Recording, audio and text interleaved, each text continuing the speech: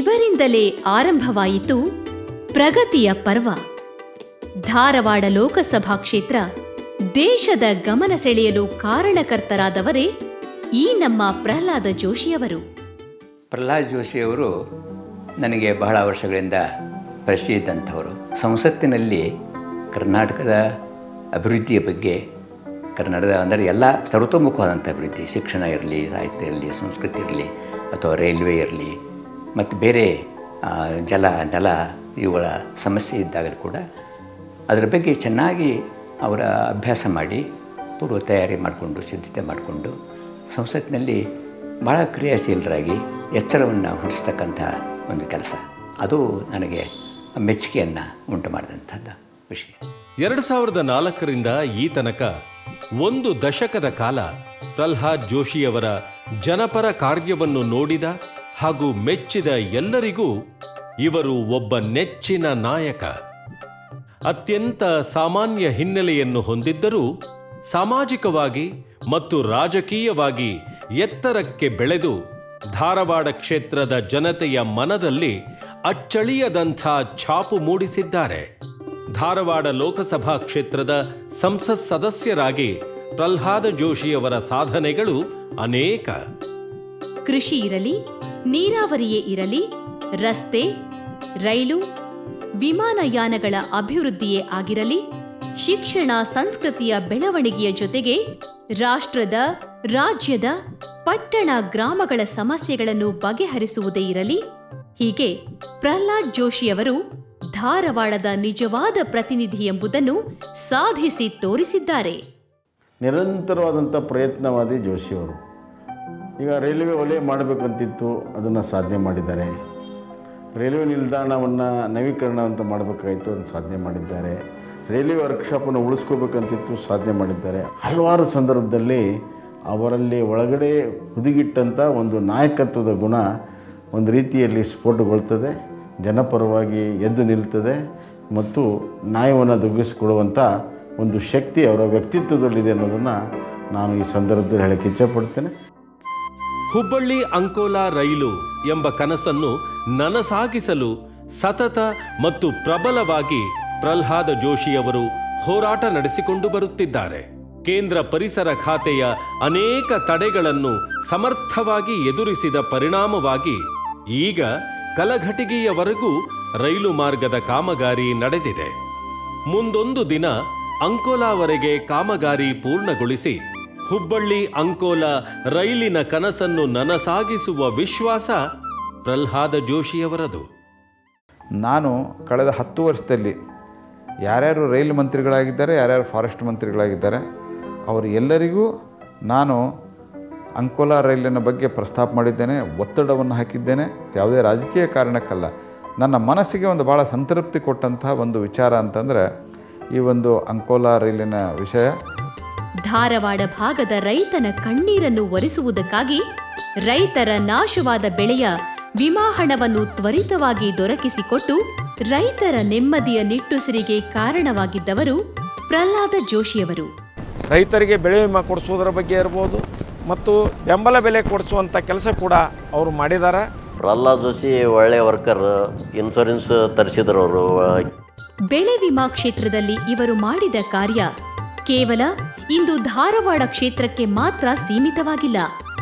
ರಾಜ್ಯದ ಇತರ ಭಾಗದ ರೈತರು ತಮ್ಮ ಸಮಸ್ಯೆಗಳ ಪರಿಹಾರಕ್ಕಾಗಿ ಇವರ ನೆರವು ಪಡೆದಿರುವುದು ಜೋಶಿಯವರ ರೈತಪರ ಕಾಳಜಿಯನ್ನು ತೋರಿಸುತ್ತದೆ.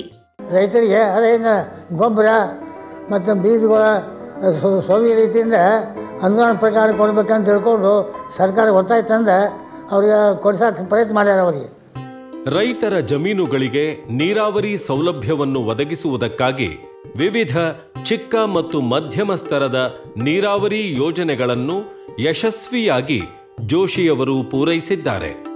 ಕೇಂದ್ರ ಸರ್ಕಾರದ ದ್ವಂದ್ವ ನೀತಿಯ ಕಾರಣದಿಂದ ನೆನೆಗುದಿಗೆ ಬಿದ್ದಿದ್ದ ರೈತರ ಜೀವನಾಡಿ ಮಲಪ್ರಭೆಗೆ ಕಳಸಾ ಬಂಡೂರಿಯಿಂದ ನೀರು ಹರಿಸುವ ಪ್ರಯತ್ನದಲ್ಲಿ ಶಾಸಕರು ಮತ್ತು ಇತರರೊಂದಿಗೆ ಸೇರಿಕೊಂಡು ಹೋರಾಟದ ಮುಂಚೂಣಿಯಲ್ಲಿದ್ದಾರೆ ಪ್ರಹ್ಲಾದ ಜೋಶಿಯವರು.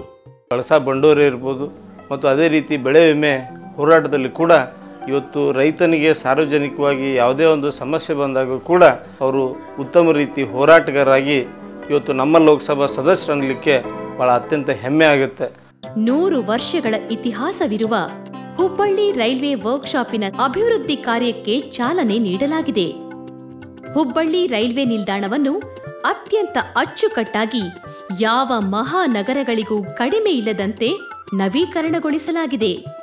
ರಾಜ್ಯ ಸರ್ಕಾರದ ಮೇಲೆ ತಮ್ಮ ಪ್ರಭಾವ ಉಪಯೋಗಿಸಿ ನವಲೂರಿನಲ್ಲಿ ಹೊಸ ಜಾಗ ಪಡೆದು ಹುಬ್ಬಳ್ಳಿಯ ಗೂಡ್ಸ್ ಯಾರ್ಡ್ ಅನ್ನು ಅಲ್ಲಿಗೆ ಸ್ಥಳಾಂತರಿಸಿ ಆ ಜಾಗದಲ್ಲಿ ರೈಲ್ವೆ ನಿಲ್ದಾಣವನ್ನು ಹೊಸದಾಗಿ ಕಟ್ಟಿಸಿದ್ದು ಜೋಶಿಯವರ ಕರ್ತೃತ್ವ ಶಕ್ತಿಗೆ ಉದಾಹರಣೆ. ಸ್ಪೆಸಿಫಿಕ್ ಆಗಿ ಈ ಭಾಗದ ರೈಲ್ವೆ ಎಲ್ಲ ಸಮಸ್ಯೆಗಳಿಗೆ ಸ್ಪಂದಿಸಲಿಕ್ಕೆ ಅವರು ಲೋಕಸಭೆಯಲ್ಲಿರ್ಬೋದು, ಲೋಕಸಭೆ ಹೊರಗಡೆ ಪಕ್ಷದ ವೇದಿಕೆಯಲ್ಲಿರ್ಬೋದು, ಬೇರೆ ಜನಸಾಮಾನ್ಯರಂತೆ ಹೋರಾಟ ಮಾಡಿ ಈ ಒಂದು ಭಾಗದಲ್ಲಿ ರೈಲ್ವೆ ಅಭಿವೃದ್ಧಿಗೆ ಬಹಳಷ್ಟು ಶ್ರಮಿಸಿದ್ದಾರೆ. ಕೇವಲ ಪ್ರಯಾಣಕ್ಕೆ ಯೋಗ್ಯ ರೈಲು ಮಾರ್ಗವನ್ನು ಒದಗಿಸುವುದು ಮಾತ್ರವಲ್ಲದೆ ಜೋಶಿಯವರು ನೈಋತ್ಯ ರೈಲ್ವೆ ನೇಮಕಾತಿಯಲ್ಲಿ ಕನ್ನಡಿಗರಿಗೆ ಸಮಾನ ಅವಕಾಶ ಇರಬೇಕೆಂದು ಹೋರಾಟ ಮಾಡಿದ ಫಲವಾಗಿ ಕನ್ನಡಿಗರಿಗೆ ನ್ಯಾಯ ದೊರಕಿರುವುದು ಸಂತೋಷದ ವಿಷಯ. ನಾವು ಒಂದು 2-3 ಸಲ ನಮ್ಮ ಕೆಲಸಕ್ಕೆ ಹೋಗಿದ್ವಿ. ಅದು ದೆಹಲಿ ಲೆವೆಲಲ್ಲಿ ಕೆಲಸ ಇರ್ತದೆ. ಅದ್ರ ಪಾಪ ಅವರು ಲೆಟ್ರ್ ಕೊಟ್ಟಿದ್ದು ಸಹ ಅಷ್ಟೇ ಬಿಡಲಿಲ್ಲ. ಮುಂದೆ ಆ ಕೆಲಸ ಅವರೇ ಅಡ್ಡಾಡಿ ಹೊಳ್ಳಿ ನಮ್ಗೆ ಮತ್ತೆ ಮಾಹಿತಿ ಕೊಟ್ಟರು, ನಿಮ್ಮ ಕೆಲಸ ಮಾಡೀವಿ ಅಂತೇಳಿ. ಒಂದು ಕ್ಷೇತ್ರದ ಅಭಿವೃದ್ಧಿಯಾಗಬೇಕಾದರೆ ಅಲ್ಲಿ ಸುಸಜ್ಜಿತ ರಸ್ತೆ ಮಾರ್ಗಗಳಿರಬೇಕು ಎಂಬುದು ಅಟಲ್ ಬಿಹಾರಿ ವಾಜಪೇಯಿಯವರ ಆಶಯವಾಗಿತ್ತು. ಅದರಂತೆ ಜೋಶಿಯವರು ಗ್ರಾಮೀಣ ಪ್ರದೇಶಗಳನ್ನು ನಗರಗಳೊಂದಿಗೆ ಜೋಡಿಸುವ ಹಲವು ರಸ್ತೆಗಳನ್ನು ಉನ್ನತೀಕರಣಗೊಳಿಸಿದ್ದಾರೆ. ಮೊದಲಿನ MP ಗಳು ಏನು ಕೆಲಸನ ಮಾಡಲಿಲ್ಲ. ಏನಾರ ಚೇಂಜಸ್ ನೋಡೋದಂದ್ರೆ ವಾಜಪೇಯಿ ಅವರು ಬಂದ ನಂತರದಲ್ಲಿ ಏನು ನಾವು ಭೂಮಿಯಾಗನ ಚಕಡಿ ಹೊಡ್ಕೊಂಡು ಹೋಗ್ತಿದ್ವಿ, ಚಕಡಿ ದಾರಿ ಅಂತಿದ್ವಿ. ಅವೆಲ್ಲ ಈಗ ರಸ್ತೆ ಆಗಿದ್ದಾವೆ. ಎಲ್ಲ ಹಳ್ಳಿಗಳಲ್ಲಿ ಎಲ್ಲ ಓಣಿಗಳಲ್ಲಿ ಕಾಂಕ್ರೀಟ್ ಹಾಕಿದ್ದಾರೆ. ಹುಬ್ಬಳ್ಳಿ ವಿಜಾಪುರ ರಾಷ್ಟ್ರೀಯ ಹೆದ್ದಾರಿ ನಿರ್ಮಿಸುವ ನಿಟ್ಟಿನಲ್ಲಿ ವಿಶೇಷ ಗಮನ ನೀಡಿದ್ದಾರೆ. ಹಲವು ಏಕಪಥ ರಸ್ತೆಗಳನ್ನು ಸಂಚಾರ ಯೋಗ್ಯ ದ್ವಿಪಥ ರಸ್ತೆಗಳನ್ನಾಗಿ ಈಗಾಗಲೇ ನಿರ್ಮಿಸಲಾಗಿದೆ. ಸೆಂಟ್ರಲ್ ರೋಡ್ ಫಂಡ್ ಮೂಲಕ ವಿಶೇಷ ಅನುದಾನ ಗಿಟ್ಟಿಸಿಕೊಂಡಿದ್ದು ಈ ಭಾಗದ ಜನರಿಗೆ ವರಪ್ರದವಾಗಿದೆ. ಮತ್ತು ಕ್ಷೇತ್ರದ ಪೂರ್ವ ನಿಯೋಜಿತ ಯೋಜನೆಗಳು, ರಾಷ್ಟ್ರೀಯ ಹೆದ್ದಾರಿ ಮತ್ತು ಕುಡಿಯ ನೀರಿಂದು, ರೈತರಿಗೆ ಬೆಳೆ ವಿಮೆ ಮುಂತಾದ ಕೇಂದ್ರೀಯ ಸರ್ಕಾರದ ಪಾಲಿನ ಸೇರು ರಾಜ್ಯಕ್ಕೆ ತರುವಲ್ಲಿ ವಿಶೇಷ ಪ್ರಯತ್ನವನ್ನು ಮಾಡಿದ್ದಾರೆ. ಅಂತಾರಾಷ್ಟ್ರೀಯ ಮಟ್ಟದಲ್ಲಿದೆ ಎಂಬ ಹೆಗ್ಗಳಿಕೆಗೆ ಪಾತ್ರವಾದ ಹುಬ್ಬಳ್ಳಿ ವಿಮಾನ ನಿಲ್ದಾಣ ಮತ್ತು ದೈನಂದಿನ ವಿಮಾನ ಹಾರಾಟದ ಅಭಿವೃದ್ಧಿಗೆ ಕಾರಣಕರ್ತರು ಪ್ರಹ್ಲಾದ ಜೋಶಿಯವರು. ಈ ವಿಮಾನ ನಿಲ್ದಾಣದ ಉನ್ನತೀಕರಣದಿಂದಾಗಿ ಬೆಂಗಳೂರು ಮುಂಬೈಗೆ ಸೀಮಿತವಾಗಬಹುದಾದ ಕೈಗಾರಿಕೆಗಳು ಹುಬ್ಬಳ್ಳಿ ಧಾರವಾಡಗಳಿಗೂ ಬರಲು ಪ್ರೇರಣೆಯಾಗಲಿದೆ. ನಮ್ಮ ಹುಬ್ಬಳ್ಳಿ ಧಾರವಾಡಕ್ಕೆ ಭಾಷಾವಾರ ಪ್ರಾಂತ ರಚನೆ ಆದ ನಂತರ ಏನು ಅಭಿವೃದ್ಧಿ ಆಗಬೇಕಾಗಿತ್ತಲ್ಲ, ಅದು ಹೆಚ್ಚಿನ ಅಭಿವೃದ್ಧಿಯನ್ನು ಇವರು ಅವಧಿಯೊಳಗೆ ಮಾಡಿದ್ದಾರೆ ಅಂತ ತಿಳ್ಕೊಂಡು ಹೆಮ್ಮೆಯಿಂದ ಹೇಳ್ಬೋದು. ಸಾಮಾನ್ಯ ಜನರ ಜೀವನ ಮಟ್ಟದ ಸುಧಾರಣೆ ಹಾಗೂ ಕ್ಷೇತ್ರದ ಅಭಿವೃದ್ಧಿಯನ್ನೇ ತನ್ನ ಏಕೈಕ ಗುರಿಯನ್ನಾಗಿಟ್ಟುಕೊಂಡಿರುವ ಕಾರಣಕ್ಕಾಗಿ ಜೋಶಿಯವರು ಇಂದು ಧಾರವಾಡ ಹುಬ್ಬಳ್ಳಿ ಭಾಗದ ಜನರ ನಿರೀಕ್ಷೆಗಳಿಗೂ ಮೀರಿ ಕಾರ್ಯನಿರ್ವಹಿಸಿದ್ದಾರೆ. ಪ್ರತಿಯೊಂದು 500 ಚಿಲ್ಲರೆಗೆ ಬರ್ತಕ್ಕಂಥ ಹಳ್ಳಿಗಳಲ್ಲಿ ಯಾರಾದರೂ ಇವತ್ತು ಪ್ರತ್ಯಕ್ಷವಾಗಿ ವಿಸಿಟ್ ಮಾಡಿ ಅಲ್ಲಿಯ ಜನರ ದುಃಖ ದುಮ್ಮಾನಗಳನ್ನು ಕೇಳಿದಿದ್ರೆ ಬಹುಶಃ ಕರ್ನಾಟಕದ ಲೋಕಸಭಾ ಸದಸ್ಯರಲ್ಲಿ ಪ್ರಹ್ಲಾದ್ ಜೋಶಿ ಅವರೇ ಮೊದಲನೇದವ್ರು ಆಗ್ತಾರೆ ಅಂದ್ರೂ ಕೂಡ ತಪ್ಪಾಗಲಿಕ್ಕಿಲ್ಲ. ಯಾವ ಒಬ್ಬ ಮತದಾರನು ಹಳ್ಳಿಯಿಂದ ಓಟ್ ಹಾಕ್ಯಾನ ಆ ಒಬ್ಬ ಮತದಾರರಿಗೂ ಸಹ ನಾವು ಹೋಗಿ ಭೇಟಿ ಆಗಬೇಕು ಅನ್ನೋ ಮನೋಭಾವನೆ ಇಟ್ಕೊಳ್ಳೋಂಥ ಸಂಸತ್ ಸದಸ್ಯರು. ಪ್ರಹ್ಲಾದ ಜೋಶಿಯವರು ಸತತವಾಗಿ ಗ್ರಾಮ ಸಂಪರ್ಕ ಪ್ರವಾಸ ಕೈಗೊಳ್ಳುತ್ತಿರುತ್ತಾರೆ. ಅಂತಹ ಸಂದರ್ಭಗಳಲ್ಲಿ ನೂರಾರು ಸಮಸ್ಯೆಗಳು ಅರಿವಿಗೆ ಬರುತ್ತದೆ. ಜನರಿಗೆ ಅತಿ ಅವಶ್ಯವೆನಿಸಿದ ಕುಡಿಯುವ ನೀರಿನ ಸಮಸ್ಯೆಗೆ ಕಂಡುಕೊಂಡ ಒಂದು ಪರಿಹಾರ ಇಲ್ಲಿದೆ. ಬಹುಗ್ರಾಮಗಳ ಕುಡಿಯುವ ನೀರಿನ ಯೋಜನೆ ಚಾಲನೆಗೊಳಿಸಿದರು. ಇದಕ್ಕೆ ಅಂದಿನ ಗ್ರಾಮೀಣಾಭಿವೃದ್ಧಿ ಸಚಿವರಾದ ಶ್ರೀ ಜಗದೀಶ್ ಶೆಟ್ಟರ್ ಅವರಿಂದ ದೊರೆತ ಬೆಂಬಲ ಹಾಗೂ ಸಹಾಯ ಅಪಾರ.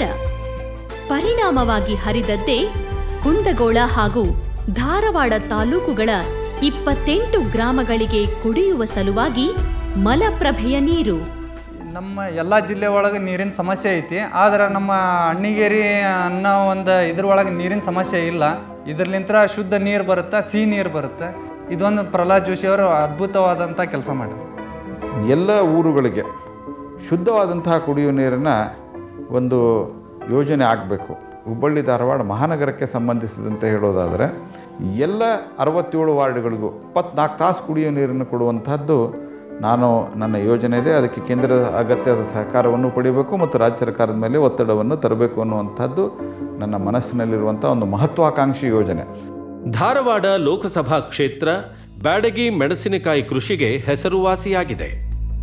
ಈ ಮೆಣಸಿನಕಾಯಿಗೆ ಸೂಕ್ತ ಬೆಲೆ ಕೊಡಿಸಲು ಹೋರಾಟ ಮತ್ತು ವೈಜ್ಞಾನಿಕ ರೀತಿಯಲ್ಲಿ ಕೃಷಿ ಮಾಡಲು ಪ್ರೇರೇಪಿಸುವುದು ಕೂಡ ಪ್ರಹ್ಲಾದ ಜೋಶಿಯವರ ಆದ್ಯತೆಯಾಗಿದೆ.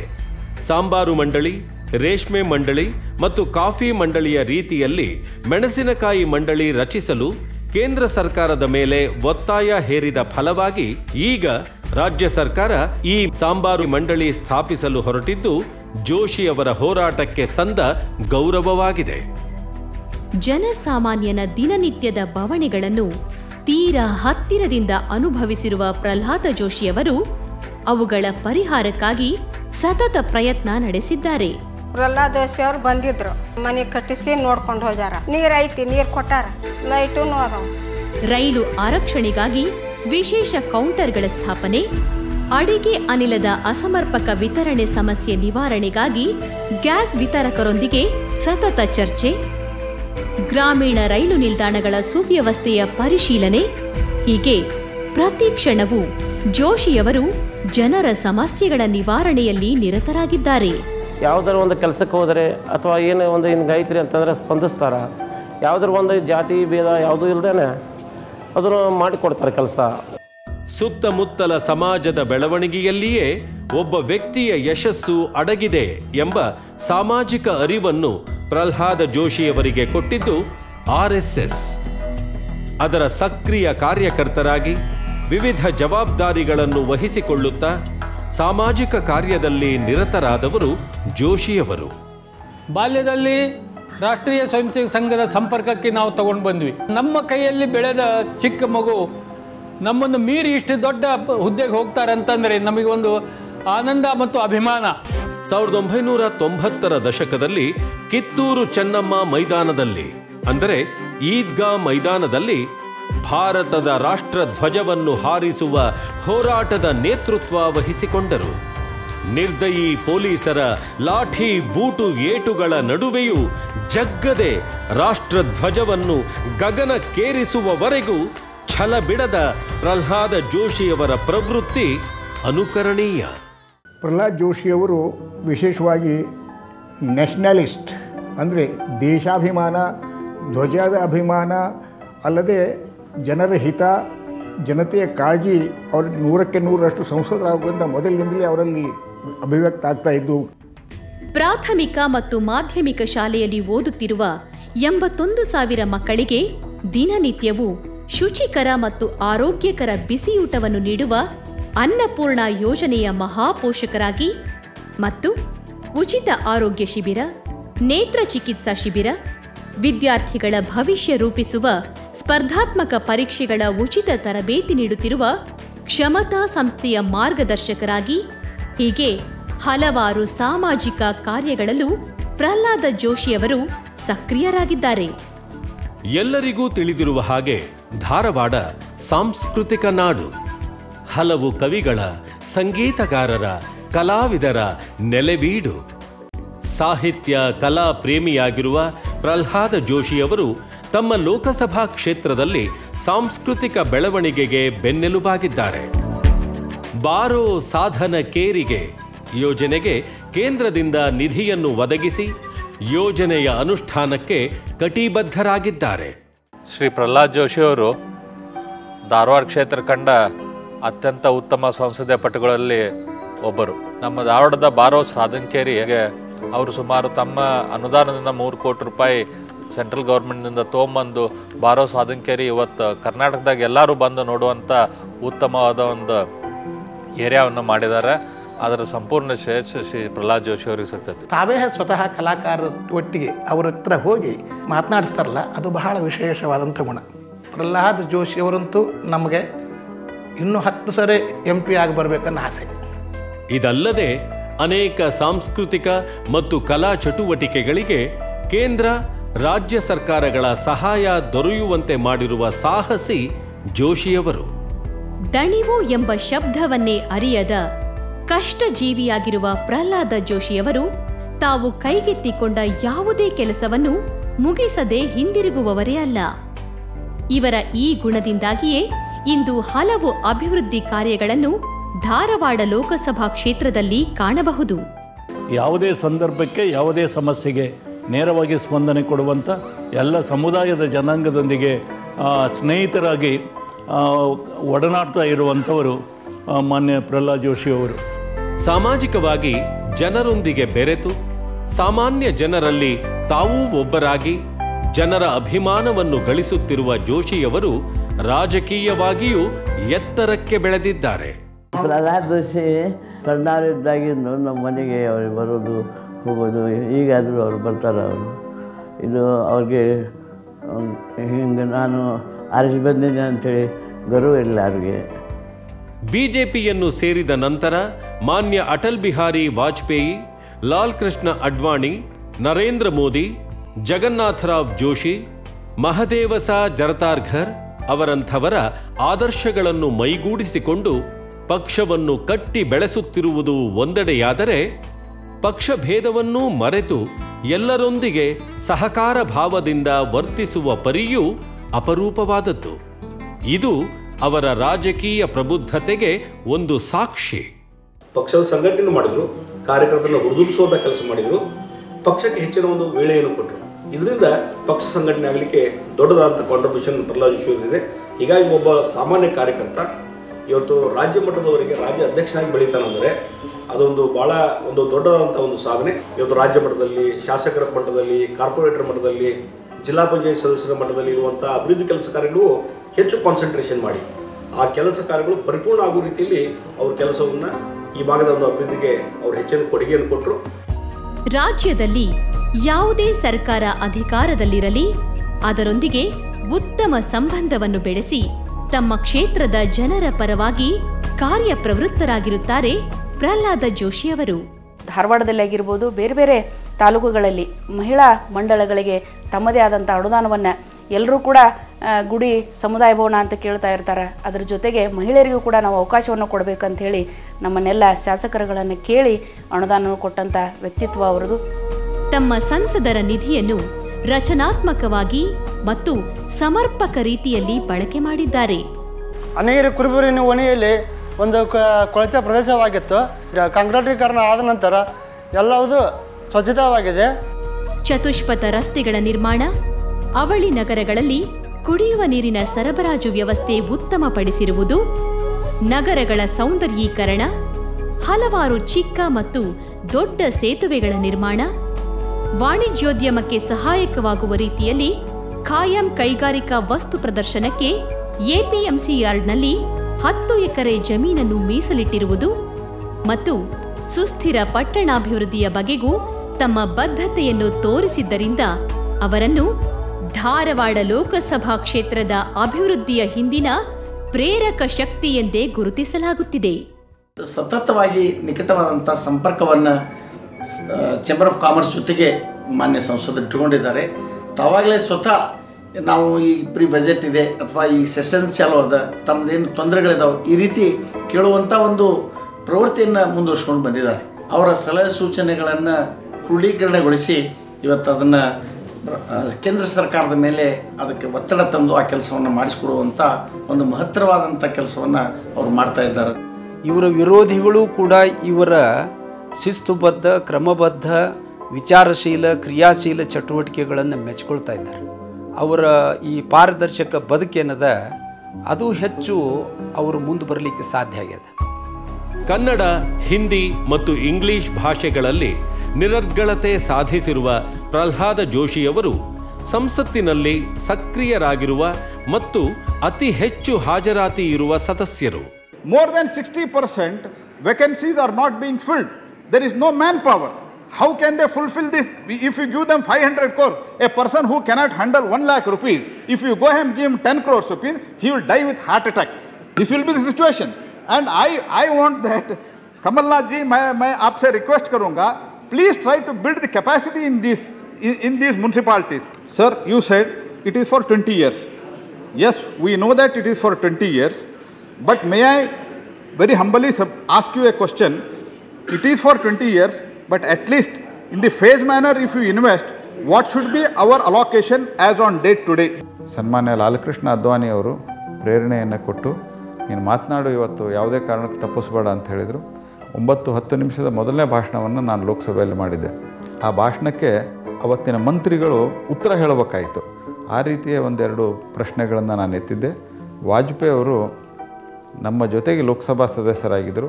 ಒಂದು ಸರ್ತೆ ಅವರು ಇದ್ದಾಗ ನಾನೊಂದು ಶೂನ್ಯ ವೇಳೆಯಲ್ಲಿ ಮಾಡಿದಂಥ ಪ್ರಸ್ತಾಪಕ್ಕೆ ನನ್ನ ಹೆಗಲ ಮೇಲೆ ಕೈ ಹಾಕಿ, ಚೆನ್ನಾಗಿ ನಿನ್ನ ಕ್ಷೇತ್ರದ ವಿಷಯವನ್ನು ನೀನು ಪ್ರಸ್ತಾಪ ಮಾಡಿದೆ ಅಂತ ನನಗೆ ಹಿಂದಿಯಲ್ಲಿ ಹೇಳೋಗಿದ್ದರು.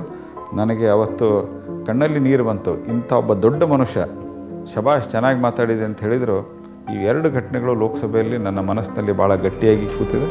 ಕೇಂದ್ರ ಬಜೆಟ್, ಸುರಕ್ಷಾ ಕಾನೂನು ಸೇರಿದಂತೆ ಶೂನ್ಯ ವೇಳೆಯನ್ನು ಜನಪರ ಹೋರಾಟಕ್ಕೆ ಬಳಸಿಕೊಂಡ ಸಂಸತ್ತಿನ ಮತ್ತು ಸರ್ಕಾರದ ಗಮನ ಸೆಳೆಯುವಲ್ಲಿ ಯಶಸ್ವಿಯಾದವರು ಪ್ರಹ್ಲಾದ ಜೋಶಿಯವರು.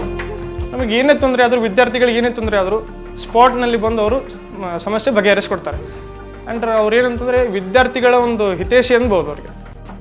ರೈಲ್ವೆ ಸ್ಥಾಯಿ ಸಮಿತಿ, ನಗರಾಭಿವೃದ್ಧಿ ಸಲಹಾ ಸಮಿತಿ ಸೇರಿದಂತೆ ಸಂಸತ್ತಿನ ಅನೇಕ ಸಮಿತಿಗಳ ಸದಸ್ಯರಾಗಿರುವ ಪ್ರಹ್ಲಾದ ಜೋಶಿಯವರು ತಮ್ಮ ಕ್ಷೇತ್ರದ ಅಭಿವೃದ್ಧಿ ಕಾರ್ಯಗಳ ಬಗ್ಗೆ ಆಯಾ ಇಲಾಖೆಯ ಕೇಂದ್ರ ಸಚಿವರ ಜೊತೆ ಸ್ನೇಹಪೂರ್ವಕವಾಗಿ, ಅವಶ್ಯಕವಿದ್ದಾಗ ಒತ್ತಡ ಹೇರಿ, ಅನಿವಾರ್ಯವಾದಾಗ ಹೋರಾಟ ಕೂಡ ನಡೆಸಿದ್ದಾರೆ. ಅಧಿಕಾರಿಗಳು ಮತ್ತು ಸಚಿವರ ಜೊತೆಗೆ ನಿರಂತರ ಸಂಪರ್ಕವಿಟ್ಟುಕೊಂಡು ಕೇಂದ್ರದಿಂದ ಹೆಚ್ಚಿನ ಅನುದಾನ ಹಾಗೂ ಸಹಾಯ ಪಡೆಯುವಲ್ಲಿಯೂ ಜೋಶಿಯವರು ಯಶಸ್ವಿಯಾಗಿದ್ದಾರೆ. ಜನರ ಆಶೋತ್ತರಗಳಿಗೆ ಸ್ಪಂದಿಸಿ ಅವರ ಅವಶ್ಯಕತೆಗಳನ್ನು ಪೂರೈಸಲು ಸಂಸತ್ತಿನಲ್ಲಿ ಎಷ್ಟು ಕ್ರಿಯಾಶೀಲರಾಗಿದ್ದಾರೋ ಅಷ್ಟೇ ಚಟುವಟಿಕೆಯುಳ್ಳ ಸಂಸದರ ಕಚೇರಿಯನ್ನು ಸ್ಥಾಪಿಸಿ ಬೆಳೆಸಿರುವುದು ಪ್ರಹ್ಲಾದ ಜೋಶಿಯವರ ಇನ್ನೊಂದು ವಿಶೇಷ. ಯಾವುದೇ ಅಡೆತಡೆಗಳಿಲ್ಲದೆ ಜನರು ನೇರವಾಗಿ ಸಂಪರ್ಕಿಸಬಹುದಾದಷ್ಟು ಸ್ಪಂದನಾ ಜೀವಿಗಳು ಅವರ ಕಾರ್ಯಾಲಯದ ಸಿಬ್ಬಂದಿಗಳು. ನಮಗೆ ಯಾವಾಗಲೂ ಯಾವ ಕಾಲದಲ್ಲೂ ಸಹಾಯ ಬೇಕಾಗಿದ್ದರೆ ಪ್ರಹ್ಲಾದ್ ಜೋಶಿ ಸರ್ ನಮಗೆ ಯಾವಾಗ 24/7 ಅವೈಲೇಬಲ್ ಇದ್ದಾರೆ. ಧಾರವಾಡವೆಂಬ ಸಾಂಸ್ಕೃತಿಕ ಕೇಂದ್ರವನ್ನು ರಾಜಕೀಯವಾಗಿಯೂ ರಾಷ್ಟ್ರೀಯ ಮಟ್ಟದಲ್ಲಿ ಬೆಳಕಿಗೆ ತಂದವರು ಪ್ರಹ್ಲಾದ ಜೋಶಿಯವರು.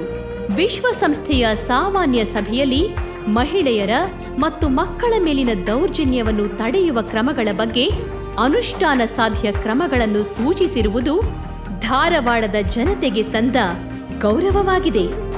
ಶ್ರೀಲಂಕಾ ದೇಶಕ್ಕೆ ಶ್ರೀಮತಿ ಸುಷ್ಮಾ ಸ್ವರಾಜ್ ನೇತೃತ್ವದ ನಿಯೋಗದ ಸದಸ್ಯರಾಗಿ ತೆರಳಿ 2 ರಾಷ್ಟ್ರಗಳ ನಡುವಿನ ರಚನಾತ್ಮಕ ಸಂಬಂಧವನ್ನು ಗಟ್ಟಿಗೊಳಿಸುವಲ್ಲಿ ಸಕ್ರಿಯರಾಗಿದ್ದಾರೆ. ಯಾವುದೇ ಒಂದು ಕೆಲಸಕ್ಕೆ ಹೋಗ್ಬೇಕಂದ್ರೆ ಸಹಿತಲ್ಲ ಆರಾಮ್ಸೆ ಒಬ್ಬ ಹೆಣ್ಮಗಳ ಸಹಿತ ಹೋಗಿ ತಂದೆ ಏನು ಸಮಸ್ಯೆ ಅದ ಅನ್ನೋದು ಕೇಳ್ಕೋಬಹುದು. He is down to earth. Lok Sabha ಸದಸ್ಯರೊಬ್ಬರು ಭ್ರಷ್ಟಾಚಾರ ಮುಕ್ತ ಜೀವನ ನಡೆಸಲು ಸಾಧ್ಯ ಮತ್ತು ಪ್ರಜೆಗಳ ಸಮಸ್ಯೆಗಳಿಗೆ ಹೆಗಲು ನೀಡಿ ಸ್ಪಂದಿಸಲು ಸಾಧ್ಯ ಎಂಬುದನ್ನು ನಿಜವಾಗಿಸಿದ್ದಾರೆ ಪ್ರಹ್ಲಾದ್ ಜೋಶಿ. ನನಗೆ ಇಲ್ಲಿ ಅನೇಕ ಹಿರಿಯರು, ಧಾರ್ಮಿಕ ಮುಖಂಡರು, ವಿವಿಧ ವೃತ್ತಿಯಲ್ಲಿರುವಂಥ ಹಿರಿಯರು, ಜನಪ್ರತಿನಿಧಿಗಳು, ನಮ್ಮ ಪಕ್ಷದ ಜನಪ್ರತಿನಿಧಿಗಳು ಭಾಳ ಸಹಕಾರ ಕೊಟ್ಟಿದ್ದಾರೆ. ಅನೇಕ ಸಂದರ್ಭದಲ್ಲಿ ಬೇರೆ ಪಕ್ಷದ ಸ್ಥಳೀಯ ಜನಪ್ರತಿನಿಧಿಗಳ ಸಹಕಾರವನ್ನು ಪಡೆದು ಅಭಿವೃದ್ಧಿ ಕೆಲಸವನ್ನು ನಾನು ಮಾಡುವ ಪ್ರಯತ್ನವನ್ನು ಮಾಡಿದ್ದೇನೆ. ಅದಕ್ಕೆ ಅವರೆಲ್ಲರಿಗೂ ನಾನು ಧನ್ಯವಾದವನ್ನು ಅರ್ಪಿಸ್ತೇನೆ. ನಮ್ಮ ಮಠದೊಡನೆ ನಮ್ಮ ಹಿಂದಿನ ಗುರುಗಳು ಕೂಡ ನಮ್ಮ ಕೂಡ ಒಳ್ಳೆಯ ಉತ್ತಮ ಬಾಂಧವ್ಯವನ್ನು ಅವರು ಹೊಂದಿದ್ದಾರೆ. ಅವರು ರಾಜಕಾರಣದಲ್ಲಿಯೂ ಕೂಡ ಒಂಥರ ಅಜಾತ ಶತ್ರು. ಎಲ್ಲ ಪಾರ್ಟಿಯವರು ಕೂಡ ನಗ್ತಾನೆ ಮಾತಾಡ್ತಾರೆ. ಎಲ್ಲ ಪಾರ್ಟಿಯವರನ್ನು ನಗಿಸ್ತಾನೇ ಇರ್ತಾರೆ. ಎಂಥವ್ರು ಇರಬೇಕು ಸಂಸತ್ತಿನಲ್ಲಿ ನಮ್ಮ ಕರ್ನಾಟಕದಲ್ಲಿ ಅಂತಂದರೆ, ನಾನು ಎಷ್ಟೋ ಸಾರಿ ಹೇಳ್ತಾ ಇರ್ತೇವೆ, ಪ್ರಹ್ಲಾದ್ ಜೋಶಿಯವರಂಥವರು ಸಂಸತ್ತಿನಲ್ಲಿ ಇರಬೇಕು. ಕಳೆದ 2 ಬಾರಿ ಧಾರವಾಡ ಲೋಕಸಭಾ ಕ್ಷೇತ್ರವನ್ನು ಅತ್ಯಂತ ಸಮರ್ಥವಾಗಿ ಪ್ರತಿನಿಧಿಸಿದ್ದೇನೆ ಅನ್ನುವಂಥ ವಿಶ್ವಾಸ ನಂದು. ನಾನು ಅತ್ಯಂತ ವಿನಯಪೂರ್ವಕವಾಗಿ ತಮ್ಮಲ್ಲಿ ಹೇಳುವುದೇನು ಅಂತಂದರೆ, ನಾನು ಲೋಕಸಭೆಯಲ್ಲಿ ಕ್ಷೇತ್ರದ, ರಾಜ್ಯದ ಮತ್ತು ದೇಶದ ಸಮಸ್ಯೆಗಳನ್ನೆತ್ತಿ ಮಾತನಾಡಿದ್ದೇನೆ, ಪ್ರಶ್ನೆಯನ್ನು ಮಾಡಿದ್ದೇನೆ. ಅನೇಕ ಸಮಸ್ಯೆಗಳ ಬಗ್ಗೆ ತಾರ್ಕಿಕವಾದಂಥ ಇತ್ಯರ್ಥಕ್ಕೆ ಪ್ರಯತ್ನವನ್ನು ಮಾಡಿದ್ದೇನೆ. ಕಳೆದ 10 ವರ್ಷದಲ್ಲಿ ನಾನು ವಿರೋಧ ಪಕ್ಷದ ಲೋಕಸಭಾ ಸದಸ್ಯನಾಗಿ ಕೆಲಸ ಮಾಡಿದ್ದೇನೆ. ಈ ಬಾರಿ ನನಗೆ ವಿಶ್ವಾಸ ಇದೆ, ನರೇಂದ್ರ ಮೋದಿಯವರ ನೇತೃತ್ವದ ಭಾರತೀಯ ಜನತಾ ಪಾರ್ಟಿ ಆಡಳಿತ ದೇಶದಲ್ಲಿ ಬರಲಿದೆ ಅಂಥೇಳಿ ನಾನು ತಮ್ಮಲ್ಲಿ ವಿನಂತಿಸ್ತೇನೆ. ನರೇಂದ್ರ ಮೋದಿಯವರನ್ನ ಪ್ರಧಾನಮಂತ್ರಿಯನ್ನಾಗಿ ಮಾಡಲಿಕ್ಕೆ ಕಮಲದ ಗುರುತಿಗೆ ಮತವನ್ನು ಕೊಡಬೇಕು ಅಂತ ನಾನು ಕಳಕಳಿಯಿಂದ ಕೇಳ್ಕೊಳ್ತೇನೆ ಮತ್ತು ಈ ಕ್ಷೇತ್ರವನ್ನು ಮತ್ತೊಮ್ಮೆ ಸಮರ್ಥವಾಗಿ ಪ್ರತಿನಿಧಿಸಲಿಕ್ಕೆ ಅವಕಾಶ ಮಾಡಿಕೊಡಬೇಕು ಅಂತ ಹೇಳಿ ನಾನು ತಮ್ಮಲ್ಲಿ ವಿನಂತಿಸ್ತೇನೆ. ಬನ್ನಿ, ದಣಿವರಿಯದ ಈ ಸಾಧಕನನ್ನು ಬೆಂಬಲಿಸೋಣ. ನಮ್ಮ ಕ್ಷೇತ್ರದ ಭವಿಷ್ಯವನ್ನು ಹಸನಾಗಿಸಲು ಸಾಧ್ಯವಿರುವ ರಾಜಕೀಯ ಇಚ್ಛಾಶಕ್ತಿಯನ್ನು ಹೊಂದಿರುವ ಪ್ರಹ್ಲಾದ್ ಜೋಶಿಯವರನ್ನು ಮತ್ತೊಮ್ಮೆ ಲೋಕಸಭಾ ಸದಸ್ಯರಾಗಿ ಗೆಲ್ಲಿಸೋಣ. ತನ್ಮೂಲಕ ಹುಬ್ಬಳ್ಳಿ, ಧಾರವಾಡ ನಗರಗಳು ಸೇರಿದಂತೆ ಇಡೀ ಧಾರವಾಡ ಲೋಕಸಭಾ ಕ್ಷೇತ್ರದ ಪುನರ್ ಉತ್ಥಾನದ ಹಾದಿಯಲ್ಲಿ ಪ್ರಹ್ಲಾದ ಜೋಶಿಯವರ ಜೊತೆ ಸಾಗೋಣ.